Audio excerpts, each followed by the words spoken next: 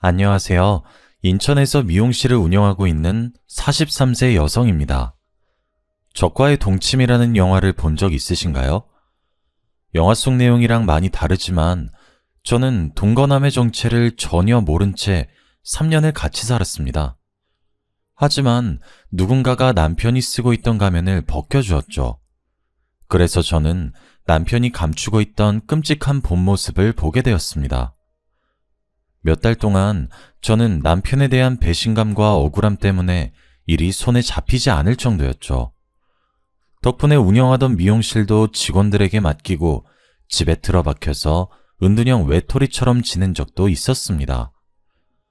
그렇게 힘든 시간을 견뎌내고 보니 시간이 약이라는 말이 왜 있는지 알겠더군요. 이제는 저의 가슴 아픈 사연을 모두 털어놓고 새로운 마음으로 시작할 수 있게 되었습니다. 제가 이렇게 호되게 당한 이유는 남편의 외모 때문이었습니다. 제 이상형의 첫 번째 기준은 바로 잘생긴 외모였거든요. 저는 다른 여자들에 비해서 외모에 대한 집착이 아주 심했습니다. 소개받을 남자가 생기면 무조건 사진부터 요구했죠.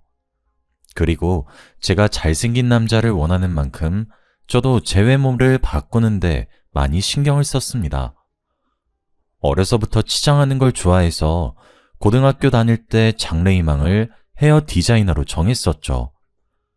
대학에서 헤어 디자인을 전공한 저는 졸업 후에 정식 미용사가 되어서 대형 헤어샵에서 사회생활을 시작하게 되었습니다. 제가 다닌 샵은 유명 연예인이나 배우들도 많이 찾아오는 제법 이름이 알려진 헤어샵이었습니다. 그만큼 들어가기 힘든 곳이었는데 먼저 일하고 있던 대학 선배 언니가 원장님에게 말해서 취직하게 되었는데요.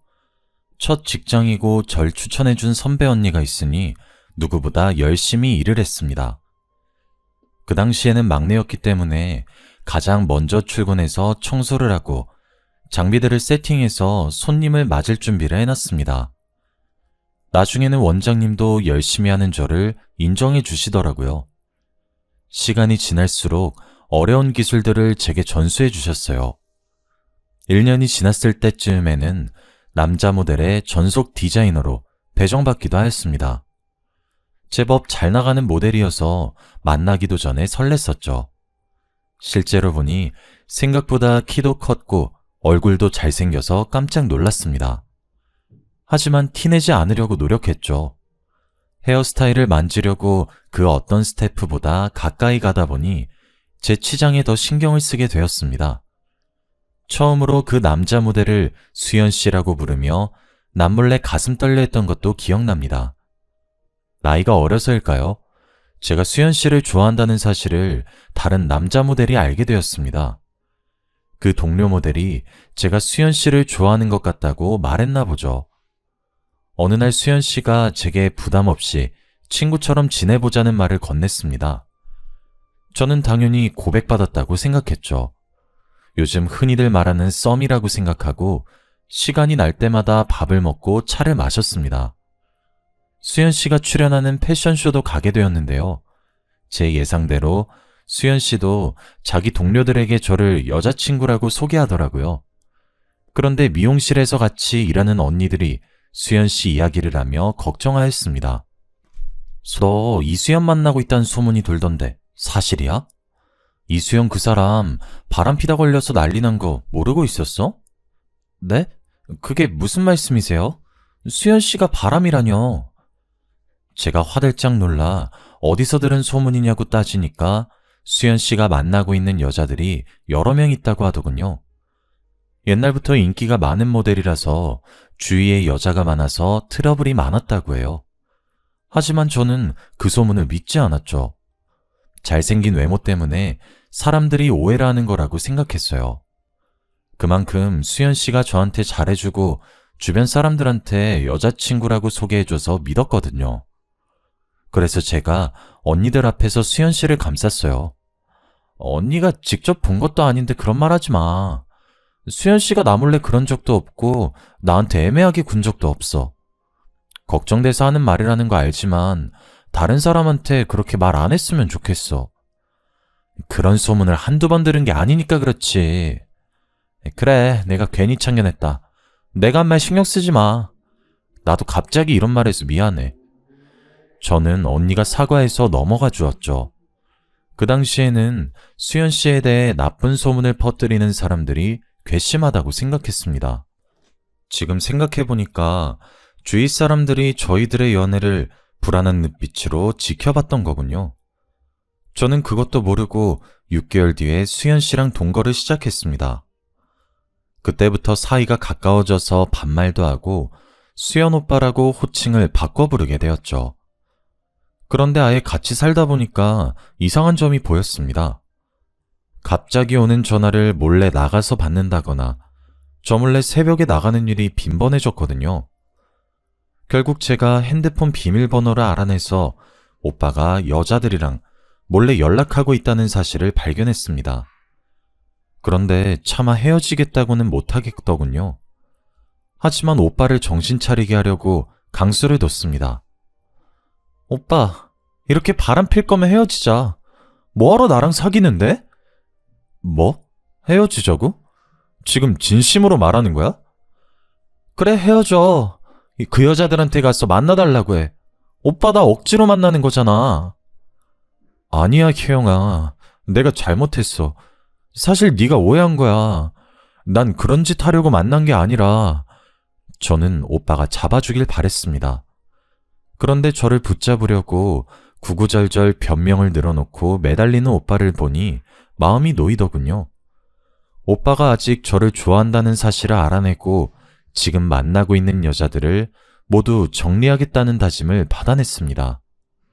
하지만 오빠는 약속을 지키지 않았죠.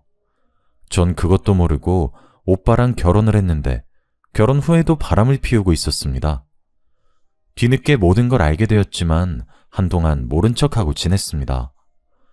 오빠와 이혼하게 되는 상상을 하니 무척이나 괴로웠거든요. 이제는 연애할 때처럼 헤어지자는 강수를 둘 수도 없었습니다. 앞으로 어떻게 해야 할까 골머리를 앓고 있을 때 또 일이 터지고 말았습니다.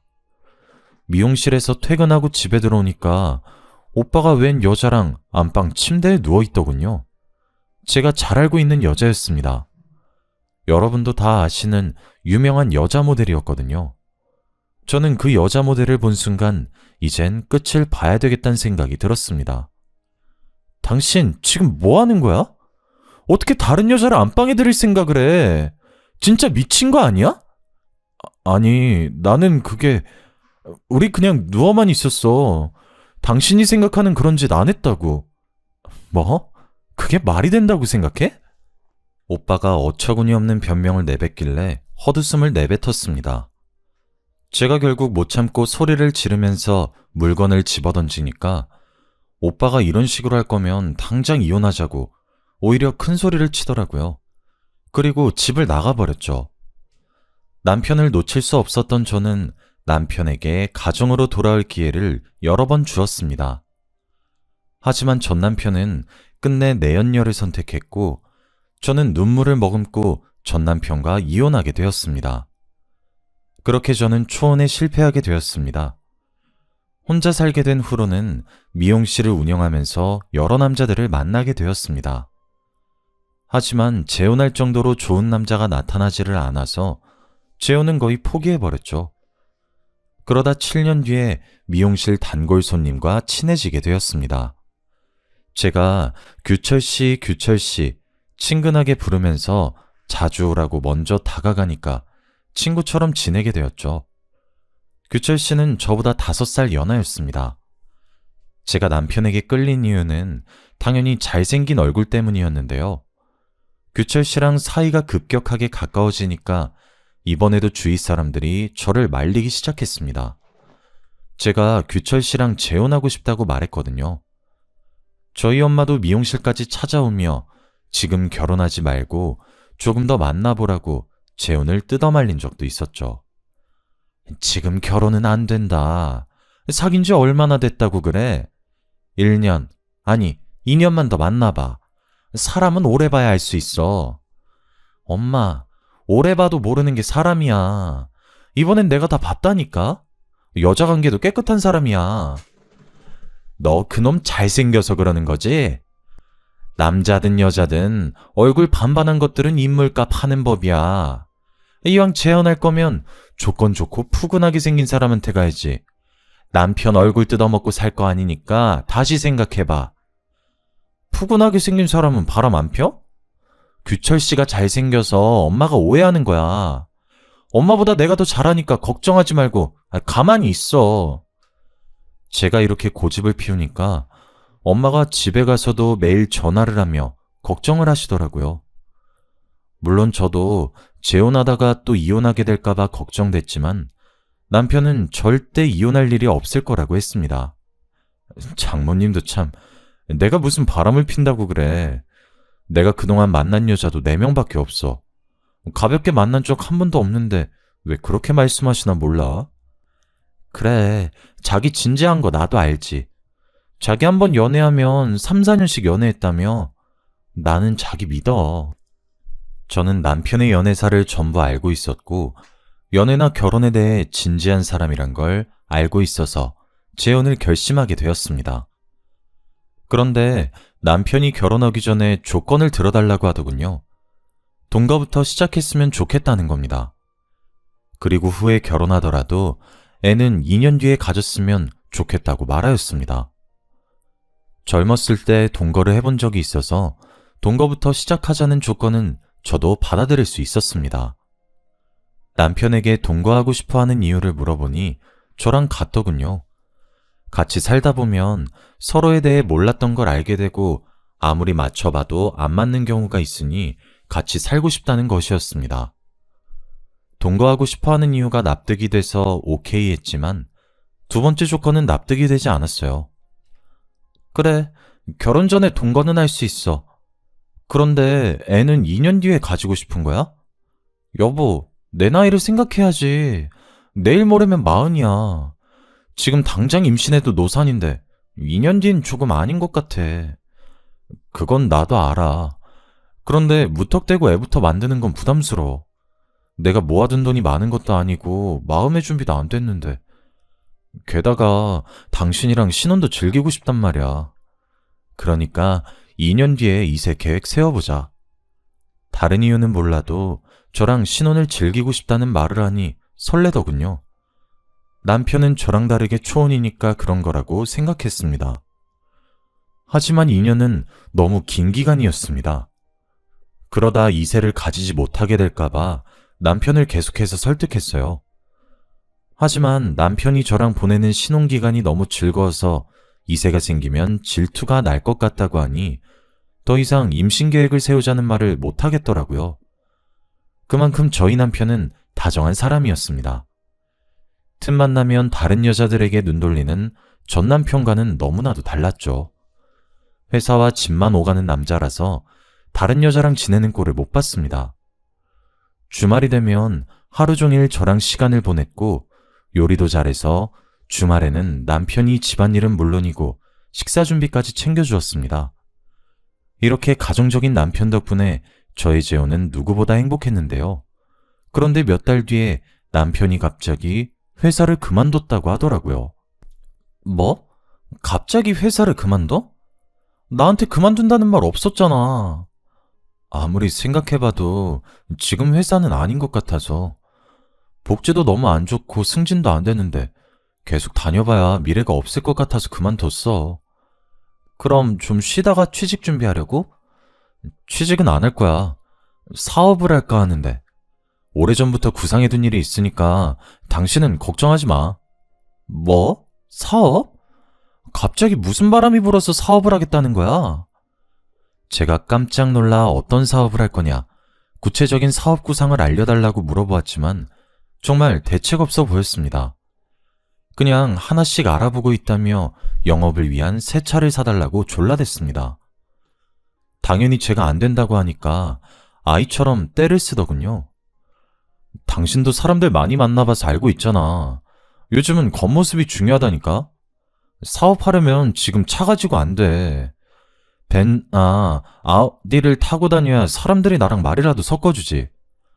나한테 투자한다 생각하고 차 한 대만 뽑아줘. 저는 안 사주려고 했는데 남편의 허름한 차를 보니 마음이 불편해지더라고요. 자기가 이런 차를 끌고 다녀서 무시를 당했다는 말을 듣고 차를 사줄 수밖에 없었습니다. 제가 없는 돈을 억지로 끌어써서 무리한 것도 아니었으니까요. 남편에게 비싼 차 하나 사줄 수 있는 여유는 있었습니다. 사업을 시작했다는 남편이 제가 사준 벤을 끌고 다니더니 어떤 사업을 하는지는 전혀 말해주지 않았습니다. 그 뒤로 집에도 잘 들어오지 않았죠.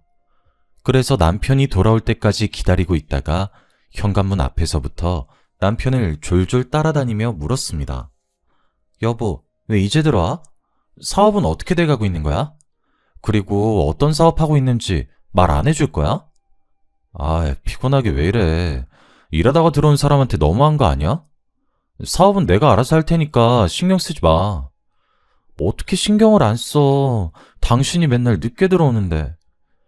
제가 정색을 하면서 화를 내니까 그제서야 남편이 저를 달래더군요. 사업은 잘 되고 있으니 걱정하지 말라고 했지만 물러설 수 없었습니다. 끝까지 포기하지 않고 화를 내니 남편도 목소리가 커지기 시작했습니다. 아, 진짜. 나한테 도대체 왜 이러는데? 내가 몇 번이나 말했잖아. 내 일은 내가 알아서 한다고. 내가 당신한테 미용실 손님 몇 명이나 왔는지, 오늘은 얼마나 벌었는지 물은 적 있어? 근데 왜 나한테 묻는 건데? 내가 그렇게 못 믿어? 남편이 이렇게 물으니까 순간 미안해지더군요. 그래서 제가 그 뒤로 아무 말도 안 하니까 남편이 집에 들어오는 날이 줄어들었습니다. 거의 주말 부부 같은 생활을 하게 되었죠. 남편이 그러니까 날이 갈수록 초조해지더라고요. 재혼한 지 1년이 넘어가는데 남편이 관계를 가질 때마다 항상 피임을 했습니다. 제가 애를 가지자고 보챌 때마다 남편은 자기가 하는 사업이 자리를 잡을 때까지 조금만 더 기다려달라는 말만 하였습니다. 지금 같았으면 남편을 쫓아다니면서 바람피나 감시라도 했을 텐데 건물주가 월세 보증금을 올려달라는 요구를 하는 바람에 정신이 하나도 없었습니다.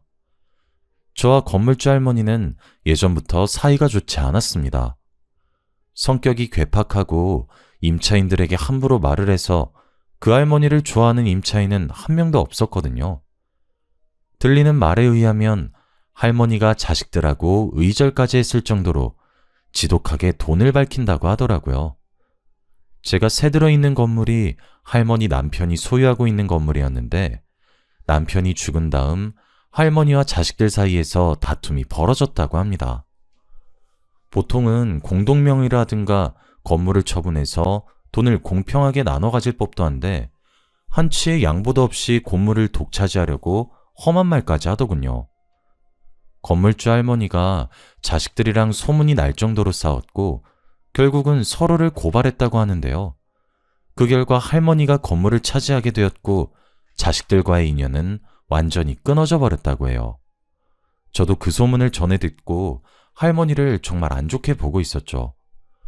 그런데 갑자기 다짜고짜 찾아와서는 저보고 보증금을 더 달라고 하는 것이었습니다.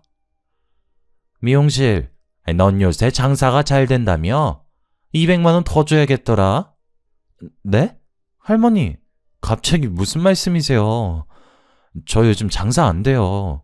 누가 장사 잘 된다고 했는데요? 그리고 장사 잘 된다고 보증금 올리는 사람이 어디 있어요? 어디 있긴 여기 있지. 요즘 유명한 맛집들도 월세 다 올린다는 소리 못 들었어? 그럼 장사 잘 안 되면 보증금 깎아주시나요? 월세라도 덜 받으실 거예요? 다른 사람이 이런 소리를 했다면 좋게 넘어갔을 테지만 제가 그동안 쌓인 게 있어서 말투가 험악해지고 있었습니다. 할머니가 임차인들을 늘 무시하며 가게 이름으로 불렀거든요. 저는 미용실이라고 불렀고 야채 가게 하는 사람을 야채라고 불렀습니다. 제 가게에 수시로 찾아와서 잔소리하는 건 기본이었습니다. 손님이 있는데도 물을 많이 쓴다느니, 밤에 전기를 켜놓고 간다느니 별 영양가 없는 잔소리로 수치심을 주었죠. 점점 치솟는 물가 때문에 보증금을 올려받는다고 하면 모를까. 예고도 없이 들이닥쳐서 장사가 잘 되니 돈을 내놓으라고 하니까 괘씸하더라고요. 그래서 바로 선전포고를 하고 말았습니다. 장사가 잘 된다고 보증금 올려받으실 거면 제가 나갈게요. 끝까지 이러실 거면 제가 나간다고요. 그래? 나가는 건 네 마음이지만 보증금은 당장 못 주니까 알아서 해라. 네? 그게 무슨 말이에요? 계약도 거의 끝났고 제가 나가겠다고 하는데 보증금은 당연히 돌려줘야죠. 2년이 어디서 눈을 부릅뜨고 대들어? 보증금 받고 싶으면 고발하든지 마음대로 해. 제가 갑자기 나가겠다고 하니까 화가 났는지 배짱을 부리시더라고요. 고작 몇백만 원 더 받으려다가 세입자가 나가게 됐으니 짜증이 많이 나셨나 봅니다. 저한테 욕을 하면서 난리를 피우시길래 저도 할머니를 내쫓으면서 소리쳤죠. 알겠어요. 고발할 테니까 나가시라고요. 저도 많이 참았는데 끝까지 이런 식으로 나오면 저도 고발할 수밖에 없죠. 그래 해라. 누가 겁낼 줄 알아? 어린 년이 겁도 없이 감히 누구한테 대들어? 결국 제 손에 내쫓긴 할머니께서 욕을 하시면서 가버리셨습니다. 저는 모아둔 돈도 있으니 적당한 상가가 있는지 둘러보려고 했습니다. 더 이상 할머니를 마주치고 싶지 않다는 생각에 바로 미용실을 옮기려고 했습니다. 단골들에게 미용실을 옮긴다는 말도 해두며 상가 자리를 알아보다가 새로 지은 아파트 단지를 만나게 되었습니다. 아파트 안에 들어선 상가가 미용실하기에 딱 좋아 보이더라고요. 며칠 뒤에 저는 부동산을 찾아가서 상가 건물주를 만나게 되었죠. 건물주분께서 정말 친절하고 성격 좋아 보였습니다. 그전 건물주였던 악질 할머니와는 차원이 다르더라고요. 건물주분이랑 금세 친해져서 자기가 가진 건물이 남편이 남긴 유산이라는 사실도 알게 되었습니다. 저는 혼자서 여기까지 버티신 게 대단하다고 치켜세우며 남편 뒷담을 늘어놓았습니다. 남편이 사업한다며 집에 들어오지도 않아서 없는 거나 다름없다고 말하다가 미용실 앞에 붙여둘 현수막 업체도 추천하게 되었죠. 이 동네 사람들이 현수막을 보고 옮긴 미용실로 와주길 바랬는데 저렴하면서 친절한 업체를 만나게 되어서 다행이었습니다. 그래서 제가 그 업체까지 만나고 오니 웬일로 집에 남편이 있더군요. 제가 새로 지은 신축 상가에 미용실을 오픈할 계획이라고 하니 남편이 화를 버럭 내었습니다. 뭐? 신축 상가? 당신은 왜 나한테 말도 없이 미용실 옮긴 거야? 당신은 말한 적 있어? 내가 무슨 사업하고 있냐고 물어봐도 말 안 해줬잖아. 아니, 이건 다른 차원의 문제야. 이렇게 중요한 문제를 남편한테 말도 안 하고 결정하는 게 어디 있어? 저는 남편을 이해할 수 없었습니다. 자기가 하는 사업은 말도 안 해주면서 미용실을 새로 오픈했다고 화를 내다뇨. 게다가 남편이 지금 당장 건물주를 만나보자고 하였습니다. 당연히 그날 밤 남편과 싸우게 되었는데요. 도저히 언쟁이 끝나지를 않아서 다음날 남편이랑 같이 상가를 둘러보기로 했습니다. 그런데 건물주를 만난 남편이 미용실을 자기 명의로 하자고 제안했습니다. 제가 왜 그래야 하냐고, 내가 운영할 미용실인데 내 명의로 하는 게 맞는 거 아니냐고 물었죠. 남편이 또 앞뒤 안 맞는 말들로 우기길래 그냥 제 명의로 계약하려고 했습니다. 그랬더니 제 손을 막아서더니 목소리를 높이더라고요. 또 어젯밤처럼 고집을 피우면서 끝까지 지지 않을 것 같아서 무서웠습니다. 게다가 어젯밤이랑 다르게 건물주랑 부동산 사장이 지켜보고 있었거든요. 너무 수치스러웠죠. 얼른 이 순간이 끝나길 바라면서 남편에게 계약서를 넘겼습니다. 그렇게 남편은 제가 보는 앞에서 미용실을 자기 것으로 만들어버렸습니다. 저는 눈 뜨고 코 베인 격이었죠. 당연히 남편이랑 이혼할 일이 없다고 생각한 제 잘못이었죠. 남편이랑 영원히 살 생각에 미용실을 누구 명의로 하든 상관이 없다고 치부해버렸습니다. 제 생각이 어리석었다는 건 곧 드러나게 되었는데요. 새로 지은 상가에 미용실을 열고 장사를 시작한 지 한 달 만에 남편이 말도 없이 사라져버렸기 때문입니다. 남편이 사라진 첫날 몇 번이나 남편의 핸드폰으로 전화를 걸어보았습니다. 남편의 휴대폰은 꺼져 있었고 이틀이나 기다려보았지만 남편은 돌아오지 않았죠. 제가 남편의 가출을 신고할 생각으로 경찰서에 가려던 찰나 이메일 한 통을 받게 되었습니다. 그쪽 남편이 어디로 사라진 건지 알고 있습니다. 라는 제목의 메일이었습니다. 메일을 보낸 사람은 당연히 모르는 사람이었습니다. 메일 내용을 보니 남편이 숨기고 있는 비밀을 알려주겠다고 하더라고요. 처음에는 누군가 장난을 치거나 스팸 메일이라고 생각해서 답장을 보내지 않았습니다. 우선 경찰서에 신고하고 남편을 기다렸죠. 그런데 미용실 명의를 자기 명의로 바꾼 것도 그렇고 이상한 메일도 신경 쓰여서 남편의 금융거래를 확인해 보았습니다. 그렇게 저는 남편이 미용실을 담보로 대출을 받았다는 사실을 알게 되었습니다. 제 돈을 가지고 도망을 갔던 거죠. 그래서 저는 곧바로 경찰서로 달려가 신고를 했습니다. 하지만 수상한 일은 여기서 그치지 않았어요. 다음 날에 그 수상한 메일을 또다시 받게 되었거든요. 그 메일에는 제가 하루를 어떻게 보내는지 자세하게 적혀 있었습니다. 메일을 보낸 사람은 분명히 저를 가까이에서 지켜보고 있는 것 같았습니다. 스토킹을 당하고 있는 것 같아서 마음이 불안해지기 시작했죠. 그날 바로 경찰서에 신고해두긴 했지만 그날부터 제 주위에 있는 사람들이 전부 다 수상해 보이더군요. 모든 사람들이 제 행동을 감시하고 있는 것 같아서 괴로웠습니다. 다른 사람들이랑 대화하는 게 힘들어져서 집에만 있으니 수상한 메일이 또 도착했습니다. 남편이 어떤 인간인지 알고 싶으면 연락처를 남기라는 메일을 본 순간 망설일 수 없었습니다. 이렇게 아무것도 모른 채 괴로워하는 것보다 진실을 알아차린 후에 괴로워하는 게 더 나은 것 같아서 연락처를 남겼죠. 며칠 후에 낯선 번호로 전화가 걸려왔습니다. 웬 여자가 메일을 보낸 사람이라며 지금 당장 만나자고 하더군요. 지금 만나자고요? 당신이 나한테 해코지 할 수도 있는데 어떻게 만나요? 해코지 같은 거 절대 안 해요. 당신 남편에 대해서 꼭 해줄 말이 있어서 그래요. 그러면서 자기가 저랑 같은 고등학교 동창이라고 하더라고요. 시간이 많이 지나서 기억날지 모르겠지만 이름이 경미라고 하는데 그 이름을 듣는 순간 정말 깜짝 놀라고 말았습니다.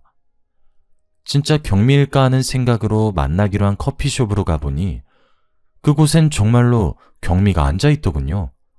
순간 심장이 멎어버리는 줄 알았습니다. 정말 오랜만이다. 이렇게 다시 만나게 되리라고는 생각도 못했는데 세상엔 참 희한한 일이 많은 것 같아. 희한한 일이라니? 너 설마 내 남편이랑 만났던 사이는 아니지? 왜? 그래 보여? 경미의 표정을 보니 제가 전곡을 찌른 모양이었습니다. 경미가 남편이 그동안 숨기고 있었던 충격적인 과거를 이야기해 주었습니다. 그리고 저 몰래 꾸미고 있었던 음모를 말해 주었죠. 그걸 들은 저는 머릿속이 새하얘져서 아무 말도 할 수 없었습니다. 경미와 저는 친하게 지내다 고등학교를 졸업한 뒤로 연락이 끊어졌습니다. 제가 미용실을 시작하고 경미가 직장 생활을 시작하면서 사이가 멀어지게 된 것인데요. 경미는 저랑 멀어진 사이 친하게 지내는 사람도 없고 직장일에도 회의감을 많이 느꼈다고 해요. 매일 정해진 시간에 출근해서 똑같이 반복되는 일상을 되풀이하다 보니 모든 일에 무기력해졌다고 합니다. 회사에 휴가를 내고 기분 전환을 하려고 혼자 여행을 갔지만 나아지지 않았다고 하죠. 그래서 심리상담을 받았는데 번아웃이라는 진단을 받게 되었다고 하네요. 이대로 그냥 두면 공황장애로까지 이어질 수 있다는 말을 듣고 경미가 직장을 그만두게 되었다고 합니다. 몇 달 동안 집에서 혼자 지내다가 카페를 차렸다고 해요. 하지만 외롭고 쓸쓸한 마음은 여전해서 계속해서 치료를 받고 있었다고 하는데요. 그러다가 저희 남편을 만나게 되었다고 합니다. 나는 그놈이 결혼한 줄도 몰랐어. 나중에 알고 보니까 혼자서 가게하고 있는 여자들한테만 접근하고 있었더라고.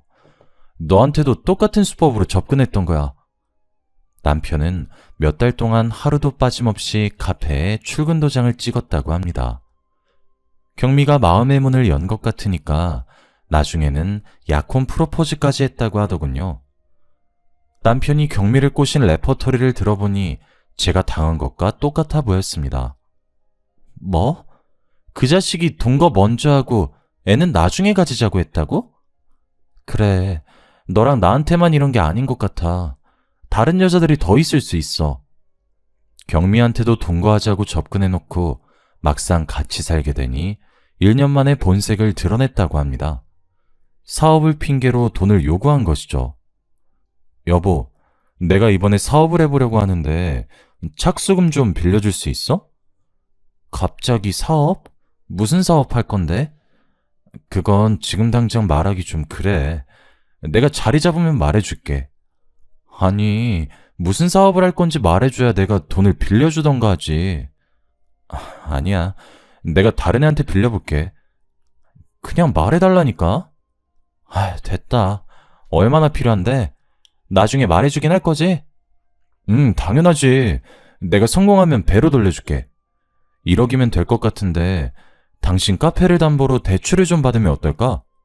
남편이 사업 이야기를 그때 한 번만 꺼낸 것이 아니라 빌려줄 수밖에 없었다고 합니다. 어느 날 남편이 술에 취해서 내가 사업 좀 해봐겠다는데 야박하게 거절만 하냐고 눈물을 터뜨리는 바람에 돈을 줄 수밖에 없었다고 하더라고요. 경미는 그날 밤 남편이 서럽게 울며 우리 와이프 호강시켜주고 싶다고 우는데 마음이 안 좋았다고 해요.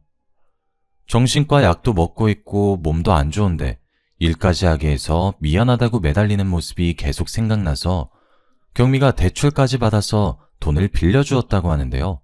결국 남편은 경미가 주는 돈을 받고 감쪽같이 사라져버렸다고 해요. 저는 그 이야기를 듣고 어이가 없어서 헛웃음만 나왔습니다. 처음부터 그놈이 노렸던 건 제 돈이었더라고요. 그래서 미용실을 옮긴다고 하니까 평소랑 다른 반응을 보였던 거죠. 그놈의 머릿속에는 미용실을 자기 것으로 만들어서 돈을 땡긴 다음 도망갈 생각이었던 겁니다. 만약에 미용실을 옮기지 않았더라면 그놈은 다른 핑계를 대서 돈을 뜯어내고 도망을 갔을 겁니다. 남편이 도망간 다음에 경미는 행방을 수소문하다가 포기해버렸다고 하는데요. 경찰에 신고해보았지만 남자라는 이유로 행방불명 신고도 받아주지 않았다고 합니다. 단순 가출이나 바람을 피러 나간 거 아니냐고 따지길래 기분이 나빠 그냥 집으로 와버렸다고 하죠. 그런데 카페 단골 손님 중 한 명이 남편을 인천에서 봤다고 했습니다. 인천에 출장을 왔다가 제가 사는 동네 근처를 들린 사람이 남편의 얼굴을 정확하게 기억해냈습니다. 경미와 친했던 단골 손님이 남편이 행방불명된 사실을 알고 얼굴을 기억해두고 있었다고 합니다. 저희 남편이 잘생긴 얼굴 때문에 눈에 띄어서 다행이었죠. 경미가 그 사실을 전해 듣고 남편과 단판을 지으려고 인천으로 내려왔습니다. 그러다 남편이 저랑 동거를 하고 있다는 사실을 알게 됐는데요. 경미가 근처에 원룸까지 구해놓고 한 달 동안 저랑 남편을 지켜보았다고 합니다. 그러다 남편이 도망가 버리자 제게 메일을 보냈던 겁니다. 나는 그 자식이 이렇게 빨리 도망갈 줄 몰랐어. 이번엔 잡을 줄 알았는데 한 발 늦어버려서. 마음 같아서는 제 집에 들이닥쳐서 그놈을 요절내버리고 싶었다고 해요. 그런데 다짜고짜 집에 들이닥치면 불륜을 저지른 죄밖에 잡지 못하니 남편이 제게 무슨 사기를 치는지 확실한 증거를 잡으려고 했다고 합니다. 시간을 끌다가 남편을 놓쳐서 분하다는 말까지 제게 해주었죠. 어떻게 하면 그놈을 잡을 수 있을까?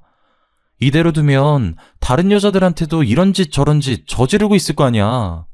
경찰에 신고했다며. 경찰에서 연락 온 거 없었어? 여러 번 찾아가 봤는데 남편 찾고 있으니까 기다리라는 말만 하더라고. 경찰만 믿고 있으면 안 돼. 우리가 직접 나서자. 그놈이 또 이 근처 여자들한테 접근하고 있을 거야.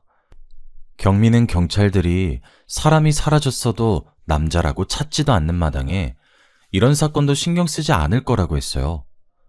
워낙 강력범죄가 많은 상황이라 마누라 돈을 가지고 잠적해버린 일은 사건 축에도 끼지 못할 거라고 하네요. 믿었던 남편에게 보기 좋게 뒤통수를 맞고 배신을 당했다는 사실에 그놈을 찾아내서 요절을 내줘야겠다고 생각했습니다. 경미도 저와 같은 생각인지 머리를 맞대고 의논하자고 했죠. 그러다 사람을 찾아주는 전문가에게 의뢰하기로 결정했습니다. 비용은 경미와 제가 반반씩 부담하기로 했는데요. 역시 이런 일은 경찰보다 흥신소 직원들이 전문가였습니다.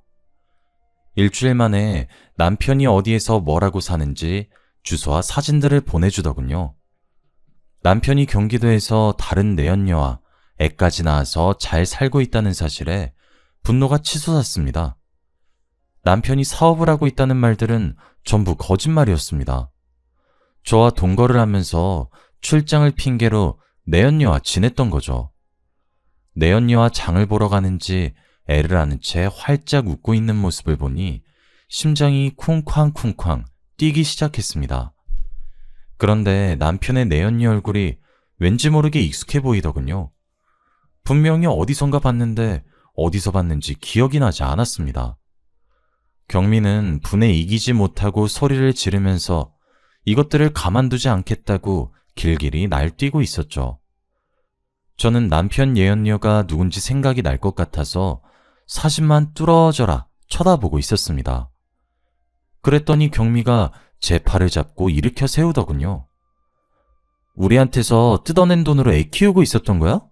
이런 미친 자식. 혜영아, 당장 이것들 깜빵에 넣어주자. 뭐해? 지금 당장 일어나서 잡으러 가야지. 그때 갑자기 그녀가 누군지 떠올라 고개를 번쩍 들어 올렸습니다. 이 사람 그 사람 아니야?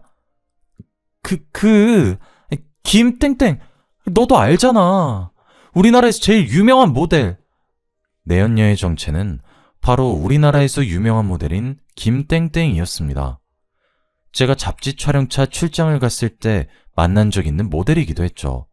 경미는 제 말을 듣자 깜짝 놀라서 흥신소에서 알려준 주소로 가보자고 했습니다. 가는 길에 경찰에 신고해놓고 저희 둘이서 경기도 땡땡에 있는 빌라 앞에서 대기하고 있었는데요. 그 여자랑 남편이 한참 뒤에 애를 안고 나타나더군요. 아무것도 모르는 남편이 그저 좋아서 해벌쭉 웃고 있었습니다. 그 모습을 보자마자 저보다 먼저 경미가 달려가서 그놈의 멱살을 잡아챘습니다. 야, 이 자식아, 마누라 등쳐먹고 도망가면 잘 살 줄 알았어? 이 쳐죽여도 시원치 않은 놈이? 경미가 손톱으로 남편의 얼굴을 긁어놓으니까 깜짝 놀란 남편이 경미를 뿌리치고 달아나려고 했습니다. 하지만 제가 달려가서 그놈을 잡아놓았죠. 저희들이 실랑이를 벌이는 사이에 경찰이 출동했습니다. 경찰이 남편을 체포하는 사이에 저는 남편 내연녀에게 다가가 물었죠. 너 진짜 양심 없다. 세상 사람들이 네가 다 누군지 알고 있어. 그런데 감히 바람을 펴? 저는 내연녀가 죄송하다고 무릎이라도 꿇을 줄 알았습니다. 뭐가 그렇게 당당한지 내연녀가 코웃음을 치면서 저를 흘겨보더군요. 그래서 뭐 어쩌라고? 내가 유명하니까 날 상간녀로 몰아서 돈이라도 뜯어내려고?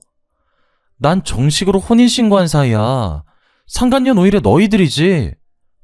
그래, 네 마음대로 해봐. 나를 상간녀로 고소해보라고. 근데 10년 전에 내 남편이랑 뒹굴다가 걸린 년이 할 소린 아닌 것 같은데? 뭐? 너 설마? 이제야 기억난 거야? 나 증거도 있어. 네 남편이 나한테 미안하다고 매달린 문자 있다고. 문자? 그거 조작한 건지 어떻게 알아? 너 같은 년 말을 어떻게 믿냐고. 내연녀가 끝까지 재수없는 말들을 내뱉길래 더 이상 참을 수 없었습니다. 저도 모르게 내연녀의 머리채를 잡아 뜯었는데요. 한 번도 아니고 두 번이나 인연 때문에 이런 일이 생겼다고 생각하니 분해서 견딜 수가 없었습니다. 경찰이 있어서 다행이었죠. 경찰이 말리지 않았으면 그년 머리털을 죄다 잡아 뜯었을 겁니다. 그년이 끝까지 자기는 잘못 없다며 저를 체포하라고 소리치는데 속이 부글부글 끓더군요. 이거 놔! 저 년을 체포해야지. 내가 왜 경찰서 가야 하는데? 그 자식한테 여자가 한둘이었어? 왜 내 책임이야? 내연녀가 난리를 피우면서 소리를 질러대다가 경찰에 연행되었습니다. 경찰 조사 결과 둘은 공범이었다고 해요. 큰 돈을 벌 방법이 없으니 혼자 사는 여자들을 꼬셔보라고 재촉했다고 합니다. 애를 가지지 않으면 나중에 자기들의 정체가 발각되어도 문제없을 거라고 생각했나 봅니다. 본처가 피해자라고 나서서 피해를 입은 동거녀를 상간녀로 몰아세우려고 했던 거죠. 실제로 다른 여성들은 남편에게 사기를 당하고도 상간녀로 몰리는 게 무서워서 꼼짝없이 당하고 말았다고 해요. 하지만 이번에는 그렇게 빠져나갈 수 없었습니다. 내연녀는 저희들을 상간녀라고 소송했지만 경찰이 남편과 내연녀가 벌인 사기에 대한 증거를 확보해버리고 말았습니다. 검찰은 그 인간들을 구속해버렸는데 내연녀는 포기하지 않고 변호사를 선임하더군요. 저희들을 상대로 위자료 청구 소송을 하는 어이없는 짓을 저지르고 말았습니다. 결국 재판 과정에서 그년이 제 가정을 2번이나 파탄낸 것이 드러났고 제가 아니라 내연녀가 위자료를 지급해야 한다는 판결이 나왔습니다. 재판 결과에 따라 경미와 저는 그들이 살고 있던 빌라와 현금을 포함해서 모든 재산을 받아냈습니다. 그래서 전 남편이랑 내연녀는 정말 10원짜리 하나도 없는 알거지가 되어버렸죠. 어차피 그 인간들은 돈 같은 건 필요도 없을 겁니다. 교도소에 가면 국민들의 세금으로 먹여주고 재워주고 있으니까요. 경미가 없었으면 이렇게까지 복수하지 못했을 겁니다. 경미의 도움으로 파렴치한 남편과 뻔뻔스러운 내연녀에게 세상이 무법천지가 아니라는 사실을 확실하게 보여주었는데요. 용서는 용서받을 자격이 있는 사람에게만 해야 한다는 사실을 여러분들도 꼭 기억하시길 바랍니다. 여기까지 사연 들어주셔서 감사합니다.